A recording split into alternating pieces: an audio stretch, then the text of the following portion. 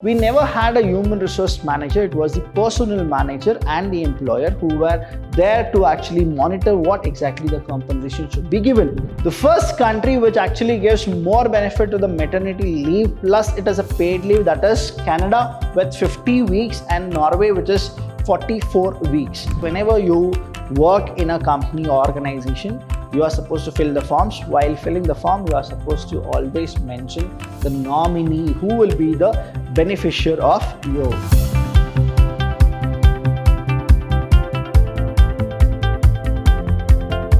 Hello everybody, a warm welcome to one and all. I'm Abhilash Chandra from the Department of Commerce and Management in Vidyashram First Grade College, the Temple of Excellence. Welcome to the 8th session. This is the last session of this chapter called Employee Health and Safety. Now here, the last session, if you go with it, we went with a topic called types of social security, and I've explained you the first two, pension and health insurance and medical benefit. We are supposed to go with the next three, that is the disability benefit, maternity benefit and gratuity.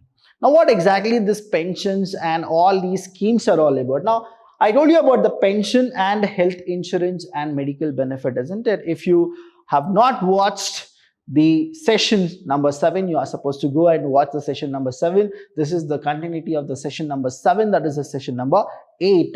Now here, disability benefit. Now what exactly this disability benefit is? In your syllabus, accordingly, if you go with it, you are supposed to concentrate more on the Compensation Act 1923. Though we have a Compensation Act 2010, but you are supposed to go with the Compensation Act 1923. Now 1923, what exactly the Employees Compensation Act is all about. Earlier, what used to happen, if there is a death or a disability, what exactly the compensation should be given by the human resource manager with the consent of the employer was given properly. Now here, we never had a human resource manager. It was the personnel manager and the employer who were there to actually monitor what exactly the compensation should be given. So here, the Employees Compensation Act 1923, formerly known as the Workmen's Compensation Act. What exactly it was? It was called as Workmen's Compensation Act 1923. Please understand this. It requires the employers to pay compensation to the employees or their family. In case of death or any lifetime disability, you are supposed to compensate to the families. Now, who exactly the family is, if you go with it, they are supposed to nominate the nominees, and the nominees will get the benefit of the Compensation Act here. So, compensation calculation, I'll tell you what exactly it is. If it is a death, it is 50% compensation. Plus, if you go with death, it is 50% of what exactly the person was getting into the relevant factor, that is the age which they were supposed to calculate, and whichever is more, that is 80,000 was a slab that time, that is 1923. What was the slab? 80,000. So it is like this: you get 80,000, that is the minimum, or you get 50% of what the salary he used to get into the age factor. Now that is what they were calculating, and whichever is higher they used to actually give. That is one. Second thing is the permanent disability. When you go with permanent disability, they used to calculate like 60% of the salary what the person used to get into the relevant factor. The relevant factor is the age, that is till retirement, whatever the age which he has, that much amount will actually be given. But here, what is a slab here is, say 90,000 was a slab. So whichever is greater, whether it is the relevant age into the 60% salary or it is 90,000 was a slab. So here, compensation calculation depends on the situational of occupational disability. Say if it is death, then 50% of the monthly wage multiplied by the relevant factor. Say example, he is now 30. Now in 1923, 58 was the retirement. So it is like 58 minus say 30. So whatever the remaining age is there into the half of the salary or the wages of the person used to be calculated. Next here, when you go with it, see again you are supposed to convert the year into month and then you are supposed to go. That is how the calculation was actually being done. Say the next one is the total permanent disability. If the person is alive, but he is totally disabled.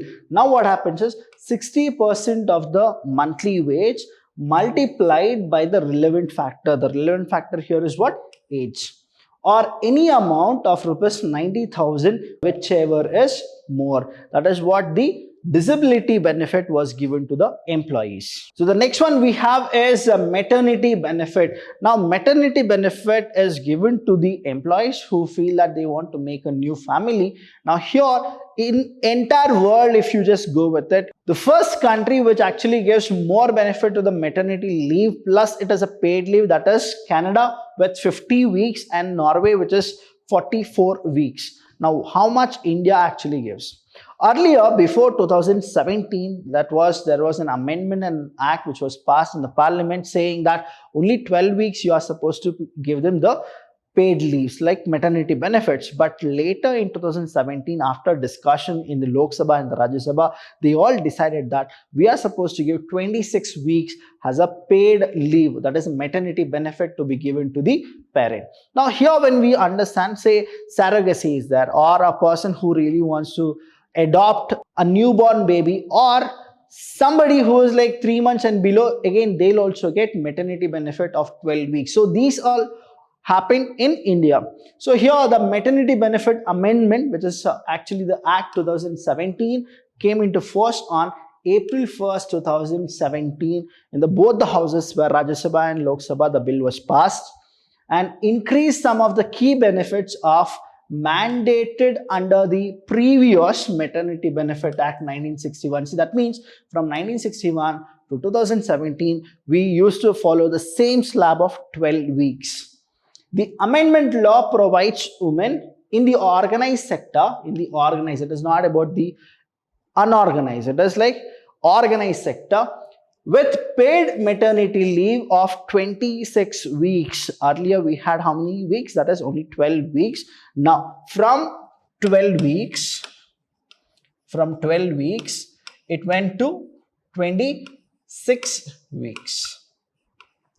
26 weeks. Now here when you go with this 26 weeks, here understand 1961, from 1961 to 2017 it was always 12 weeks, but now 2017 onwards it is 26 weeks, that to organized sector, not unorganized sector. Now here 26 weeks up from 12 weeks for the first 2 children. Now here understand, the first 2 children will actually, the parent will actually get 26 weeks as a paid maternity leave. For the third child it will be 12 weeks. So for the third child, the maternity leave entitled is 12 weeks. India now has the third most maternity leave in the world, followed by what? Canada, that is 50 weeks, and Norway 44 weeks. Just imagine how much they respect the parent, how much they want to nourish the child. That is what the country always aim at. Here, they know that the child requires a parent. And here when you go with 50 weeks or 44 weeks, that means what? The utmost care they want to actually raise or nurture the child. So the next one we have is maternity benefit. The act also secured 12 weeks of maternity leave for mothers adopting a child below the age of 3 months. Now understand this. Again, that person will also get 12 weeks as a compensation or a benefit, that to a paid leave. Again, it is organized sector but not unorganized sector.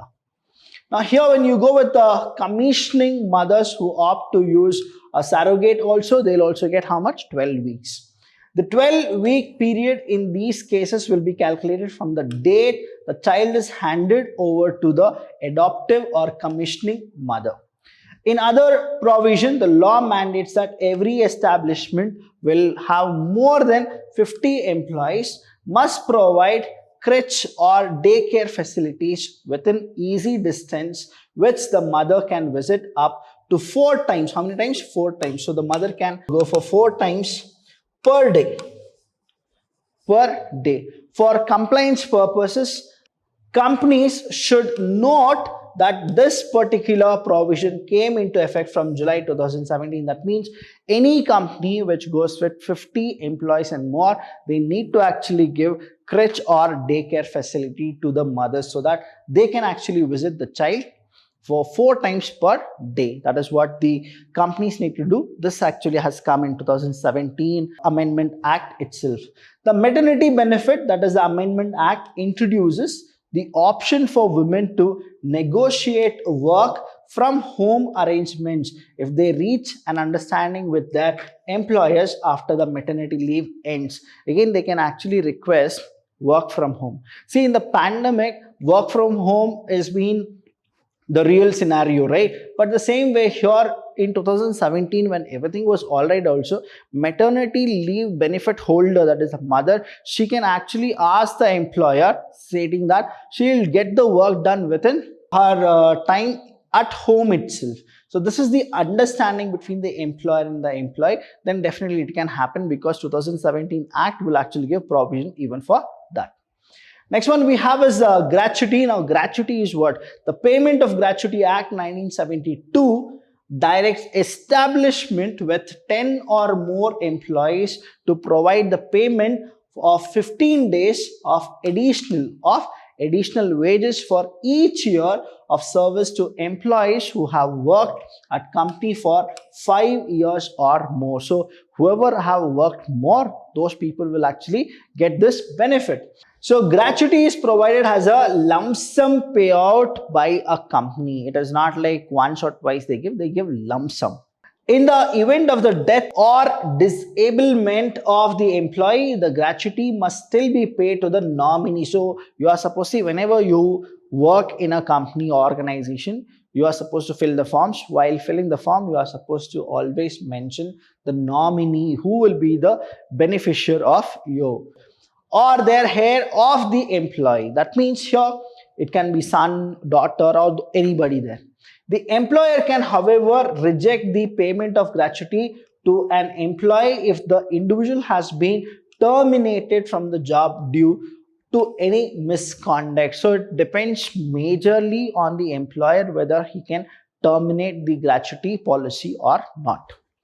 So calculation of gratuity. Now what exactly the gratuity calculation is? Please do take down this one.